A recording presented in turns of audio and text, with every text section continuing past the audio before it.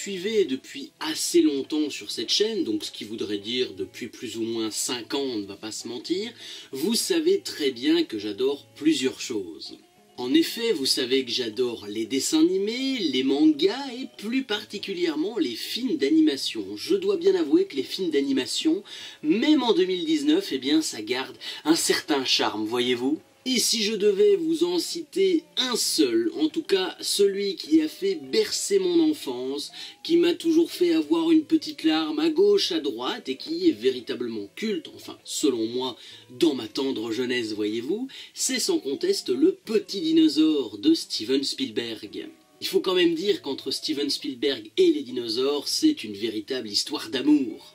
Mais comme vous le savez, comme d'autres franchises, Le Petit Dinosaure est quand même long comme le bras, c'est-à-dire qu'il y a, je pense, une vingtaine de films qui existent, en tout cas à l'heure actuelle, mais on va beaucoup s'attarder sur le premier volet de cette franchise. Attention, on va partir avec un accent anglais là, donc The Land Before Time, donc Le Petit Dinosaure de son titre original, retrace l'histoire de Petit Pied, un jeune long cou qui désire découvrir le monde et partir pour de nouvelles aventures en compagnie de ses parents bien entendu. C'était sur lui que reposaient tous les espoirs. On lui donna le nom de Petit Pied. Les seuls survivants de son troupeau étaient sa mère, sa grand-mère et son grand-père. Il les reconnaissait avec les yeux, le nez et à leur amour. Alors ce qui frappe déjà dès le début du film, c'est l'ambiance qui est installée. L'ambiance est très bien démontrée, chaque espèce de dinosaure est bien représentée dans la chaîne alimentaire, donc que ça soit du plus fort au plus faible, les illustrations sont magnifiques et ça nous plonge véritablement dans le monde jurassique pour le coup. On nous plonge également dans le quotidien de ces créatures qui est loin d'être rose, au contraire, et c'est même assez proche de la réalité par moments. Ce que j'entends par là, c'est qu'à l'époque, il y avait énormément de tremblements de terre qui étaient beaucoup plus violents. Les secousses étaient monstrueuses par rapport à ce qu'on connaît aujourd'hui.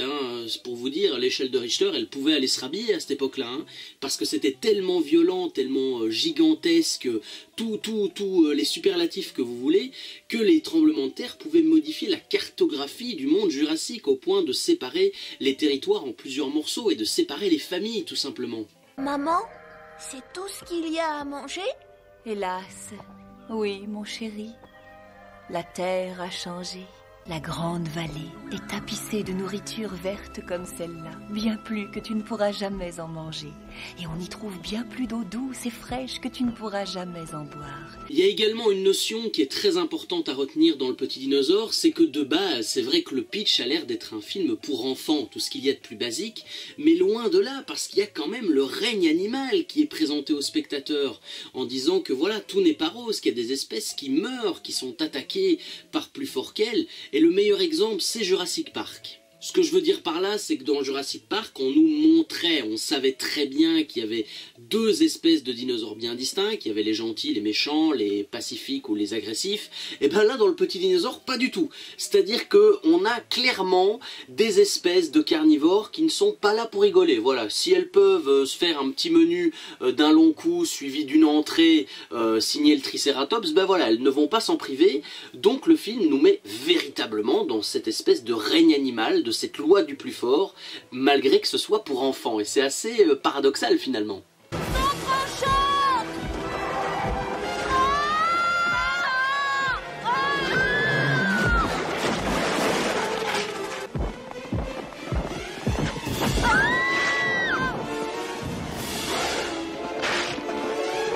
Et j'ai envie de vous dire, la force principale de ce film, et même je pense de la franchise Le Petit Dinosaure d'une manière générale, c'est que ce film d'animation nous présente des scènes qui pour la plupart sont touchantes, émouvantes, poignantes, presque à nous arracher le cœur à chaque fois, que ce soit par la musique, par le ton qui est développé par certains personnages.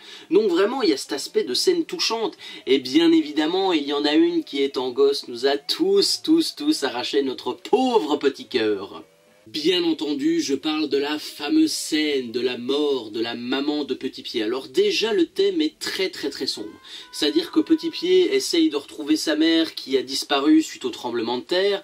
Donc tout le monde est un petit peu éparpillé, un petit peu aux quatre coins du monde jurassique. Et lui, un peu perdu. Sans oublier que le film est présenté à ce moment-là. Il pleut, il y a une averse, il est perdu. Donc c'est déjà pas un bon thème. Tu vois, t'es pas à ton aise. Et alors, le moment où il se retrouve face à sa mère qui est allongée sur le flanc en ne pouvant plus bouger, en lui disant « Écoute, tu vas grandir, il faut que tu avances dans ta vie, que tu ne dépendes plus des autres », eh bien là, ça place véritablement l'ambiance triste, émouvante, horrible, parce que Petit Pied vient tout simplement de perdre la seule personne qu'il a mis au monde et la seule personne, entre guillemets, qui lui servait de repère. C'est-à-dire qu'à ce moment-là, c'est un véritable déclic chez lui. Il va devoir apprendre à se débrouiller tout seul alors qu'il est encore tout jeune. C'est un minot, Petit Pied, à ce moment-là. Mon chéri, mon tout petit, est-ce que tu te souviens du chemin de la grande vallée? Je crois, oui.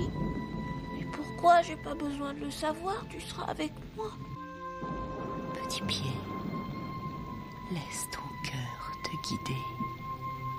Il murmure, alors écoute-le. Comme je vous l'ai dit, la scène est merveilleuse, elle est symbolique, elle est touchante, la musique termine le travail à la perfection. Donc pour moi, c'est quand même, en tout cas de mon avis personnel, une des morts les plus tristes que j'ai vues dans les films d'animation. D'ailleurs, je suis sûr et certain que si ce soir, imaginons, je regardais Le Petit Dinosaure, je suis pas sûr que je serais serein au moment de cette scène.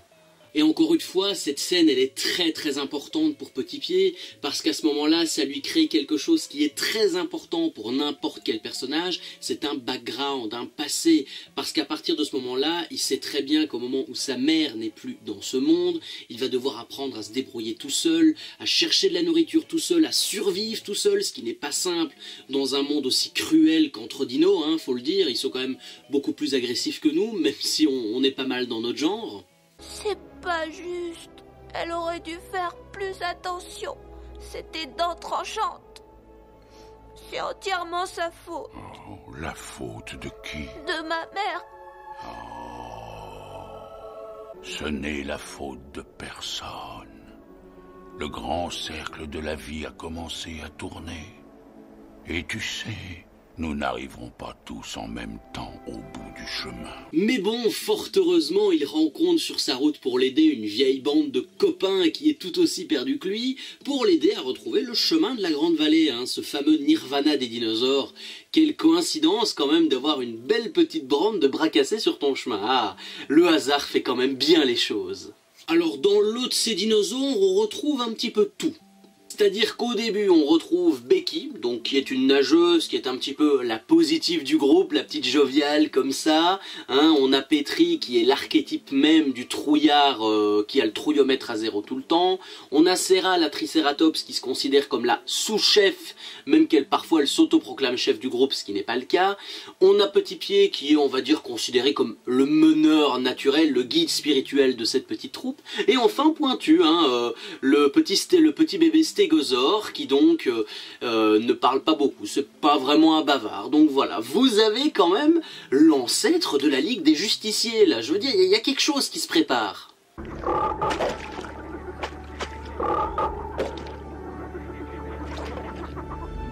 T'as envie de venir avec moi? Oh oui!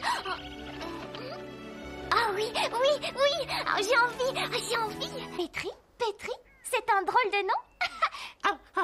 J'ai volé? Non! Tu es tombé! Vous me connaissez, je vous connais, on a déjà fait des critiques du mois ensemble, bien évidemment. J'ai forcément des personnages préférés dans le lot, hein. Bah oui, il en faut bien qui me touchent un petit peu au niveau du cœur, de la corde sensible. Et pour le coup, eh bien, aussi surprenant, c'est Petri et notamment Becky. Voilà, j'aime beaucoup le volant et la nageuse.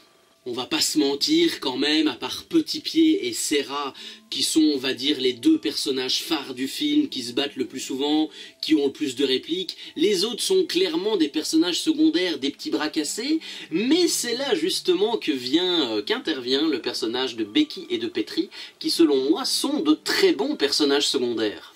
Marche pas dans une crevasse ou tu te casses la carcasse. Oh Petri, ne sois pas triste.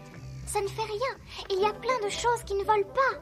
Les pierres, les arbres, les bouts de bois pointus.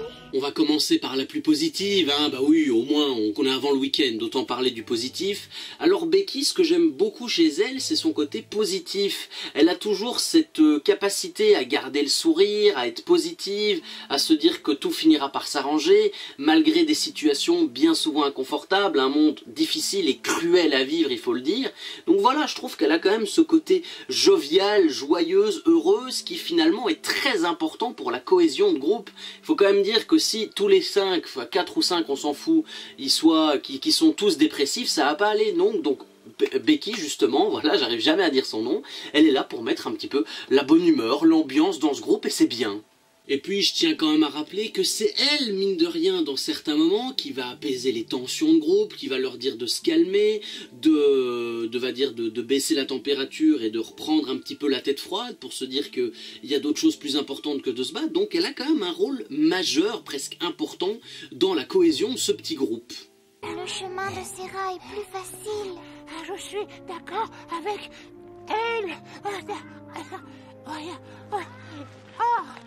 Cette plaque tombe à fond.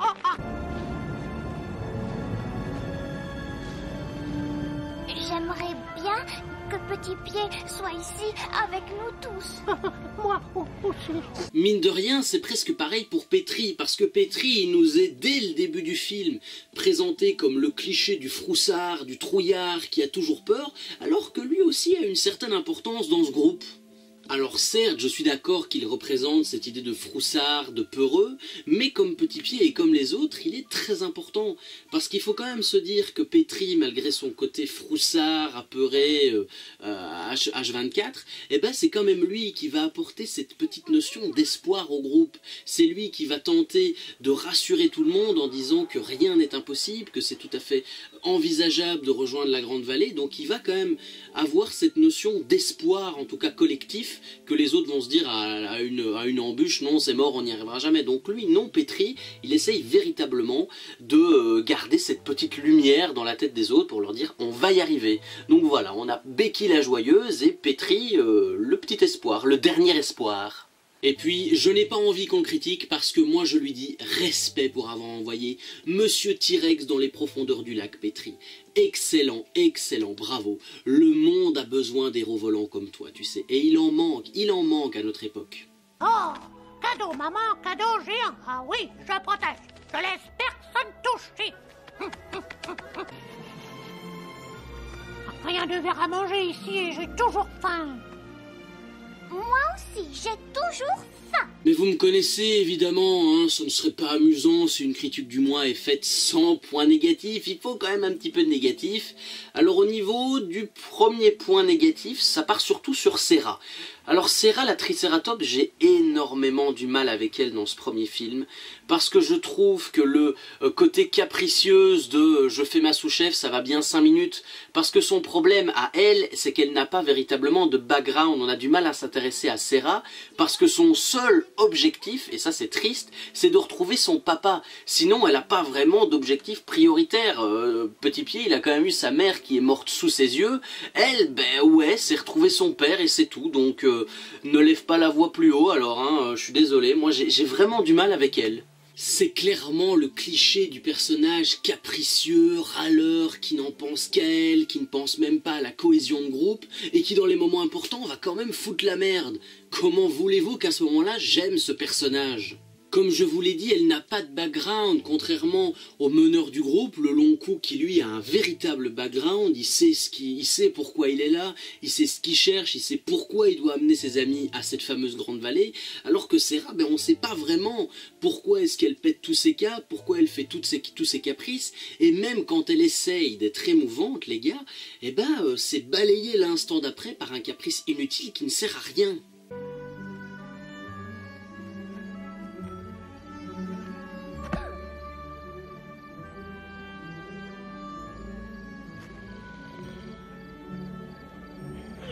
Serra était trop orgueilleuse pour admettre qu'elle s'était trompée.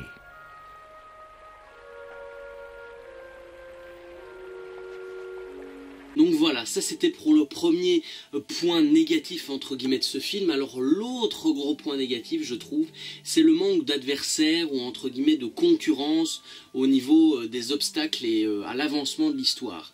Alors oui, vous allez me dire, il y a cette histoire avec le T-Rex, oui mais les gars, le monde jurassique ne compte pas qu'un seul carnivore. Je veux bien que le T-Rex est quand même emblématique, c'est le monstre à éviter, en tout cas si t'es dans les parages. Mais au niveau des carnivores chez les dinosaures, il y en a une pelletée, hein. Il y en a vraiment une pelletée. Tu pouvais même mettre un vélociraptor ou je ne sais pas, d'autres. Mais à un moment donné, vous pouvez pas juste vous contenter d'avoir un seul ennemi qui est un T-Rex. Parce que, sans déconner, avec ce film, j'ai plutôt l'impression que c'est une balade, entre guillemets, dans la nature, sans véritable danger, alors que si vous aviez mis un vélociraptor en plus du T-Rex, eh ben là, il y aurait eu un danger supplémentaire. De se dire qu'il y aurait eu plus de difficultés à atteindre la vallée des merveilles qui, selon beaucoup, entre guillemets, témoignages dans le film, n'est qu'une légende, on ne l'a jamais vraiment vue, on ne sait même pas si elle existe. Là, au contraire, ils y arrivent comme si toi, tu vas chercher ton pain à la boulangerie, quoi. Donc, à un moment donné, ça va pas, il y a des petits problèmes là-dedans. Oh, réveille-toi, réveille-toi. Réveille-toi. Laisse-moi dormir, Sarah. Plus vite. Allez, courez, allez.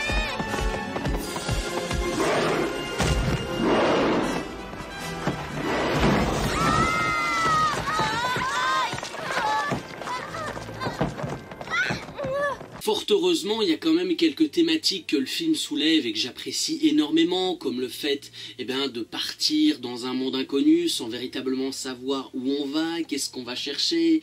Il y a une bataille incessante pour de la nourriture, parce que il n'y a plus vraiment de nourriture, ça devient presque une zone aride où rien ne pousse, donc il y a une véritable guerre, entre guillemets, pour avoir faim, pour trouver à manger, et surtout il y a cette idée qu'il y a des ennemis un petit peu partout, qu'il faut survivre dans un monde qui c'est manger ou être mangé, voilà, c'est vendre chèrement sa peau pour survivre.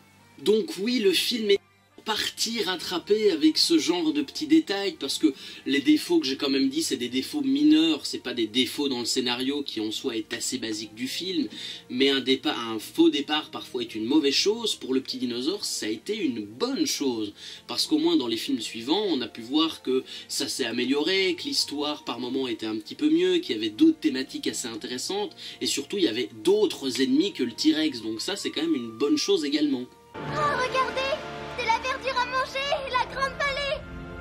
Je l'ai trouvée. Tais-toi. Je l'ai trouvée. Ils mangent notre manger. Regardez, regardez, regardez ce qu'ils font. Ils sont tellement goitres. Et moi alors, j'ai toujours faim. Fort heureusement, et ça c'est le point principal de ce film, c'est que la fin, la bataille finale face au T-Rex au-dessus d'un lac sombre et angoissant, est réussie pour notre plus grand plaisir. Parce qu'on va être honnête, bien souvent quand on va voir un film d'une manière générale, c'est d'abord pour notre curiosité, parce qu'on a été teasé ou hypé par la bande-annonce, qu'on a un certain attachement particulier envers l'univers, mais dans un sens c'est aussi pour connaître le dénouement de l'histoire. Et ça c'est important, parce que tu as beau avoir le meilleur film du monde, qui est cousu de manière logique jusqu'à la fin, si le final de ton film n'est pas bon, ou qu'il y a des éléments qui ne coïncident pas avec le reste de l'histoire, tu risques de finir en un véritable bide. Et fort heureusement, le petit dinosaure a échappé à cette règle. Ça c'est important, la fin était très très bien. La fin du petit dinosaure, elle est poignante, elle est émouvante, elle est stressante, elle est angoissante même, il faut quand même se rendre compte de ça. C'est que quand moi je l'ai vu étant petit, je n'ai même pas levé les yeux de l'écran, parce que j'étais véritablement dans le film, dans l'histoire, et j'attendais qu'une seule chose, c'était le dénouement final.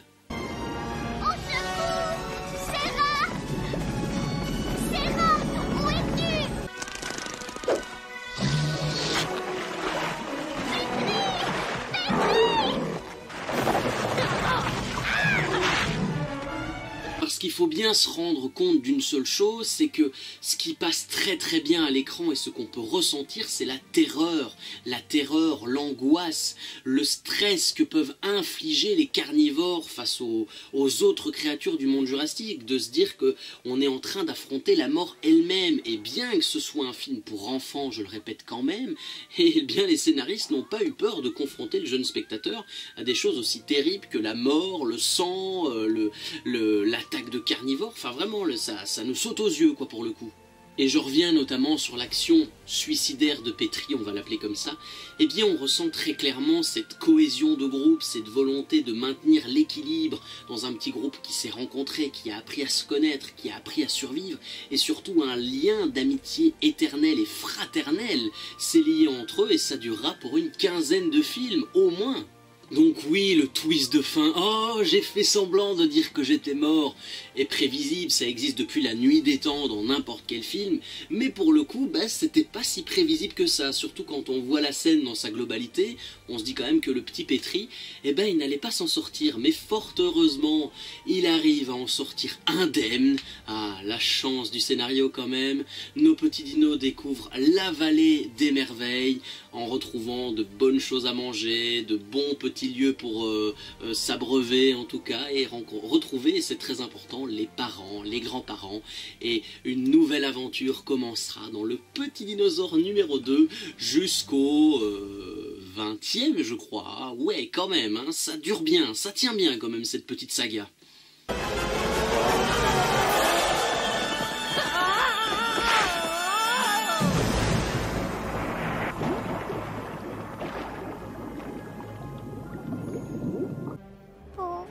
Pauvre Petrie. Petrie. Arrêtez, vous partez sans Petrie. Vous l'aurez bien évidemment compris, cette critique du mois est une bonne réussite. Je ne vais pas démolir ce film, au contraire, pour plusieurs raisons. Tout d'abord pour l'ambiance générale de l'histoire, qui nous plonge à merveille dans le monde jurassique, dans la vallée des merveilles, dans le quotidien de ces dinosaures. Un monde dénué de toute présence humaine, où la seule chose qui régnait en maître, et ça n'existe plus aujourd'hui, en tout cas dans notre monde à nous des humains, c'est la chaîne alimentaire qui, à cette époque-là, pouvait être terrible et une véritable désolation pour les familles qui étaient qui mangeaient ou soit qui étaient mangées. Voilà, c'est un peu le monde des affaires aujourd'hui, mais le monde jurassique à l'époque était quand même très très cruel à ce niveau-là. Les émotions sont ressenties à la perfection, que ça soit justement les moments de désolation, de séparation avec la famille, la mort de la maman du jeune petit pied, les retrouvailles avec les parents, le lien fraternel qui va unir ce groupe. Donc au niveau des émotions, là aussi ça passe nickel. La grande vallée. Serra, Pointu, Becky, Petrie, venez voir. Eh oui, la grande vallée était telle qu'ils en avaient rêvé. Une terre verte, de feuilles et de vie. Selon moi, le seul point noir de ce film, et c'est dommage de le retenir, c'est de n'avoir mis qu'un seul ennemi, un seul obstacle sur la route des dinosaures pour la vallée des merveilles, parce que je suis désolé, quand vous avez une liste aussi longue pour mettre des carnivores, ne vous contentez pas de juste mettre le T-Rex, oh parce que c'est phare, parce que c'est le T-Rex, il est fort, il est grand. Non, non, il y a quand même d'autres carnivores que lui pour mettre en avant ce film, et puis voilà, c'est dommage parce que ça veut dire que la résolution finale, ils y arrivent presque facilement, et ça c'est vraiment dommageable. Il aurait peut-être fallu mettre un ou deux ennemis supplémentaires pour un petit peu corser le tout, mais sinon dans l'ensemble c'est une bonne note, on ne va pas se mentir. Je ne vais pas trop détailler au niveau des personnages, parce que c'est vrai que Serra, c'est un petit peu aussi le petit point noir, mais dans l'ensemble, les personnages sont plutôt bons. On a un petit pied qui se complaît et qui est même très bien dans son rôle de meneur et de leader. Petrie et Becky jouent parfaitement la balance entre l'espoir et la joie, entre guillemets, de ce groupe. Pointu est assez marrant par moments. Donc là aussi, au niveau des personnages, il n'y a vraiment pas grand-chose à redire. Dans l'ensemble, c'est une belle note, c'est une belle critique du mois, et j'espère qu'on aura également l'occasion de critiquer, pourquoi pas, peut-être un petit dinosaure chaque année, c'est une bonne idée. Merci à vous en tout cas d'avoir suivi cette nouvelle critique du mois, j'espère qu'elle vous aura plu. Alors donc comme d'habitude, hein, n'oubliez pas le petit pouce bleu, c'est très important, le petit commentaire. Si vous avez envie d'aller jeter un œil à la petite page Utip, pourquoi pas, hein, si vous le désirez, pour soutenir un petit peu cette chaîne. Et quant à moi, eh bien, je vous dis rendez-vous au mois de février pour la prochaine critique du mois qui portera sur la 4e et dernière partie de la saison 1 de l'animé de Pokémon. Donc après on aura clôturé ce chapitre là. Merci à vous en tout cas d'avoir suivi cette vidéo jusqu'au bout. A très bientôt sur YouTube pour de nouvelles vidéos. Salut.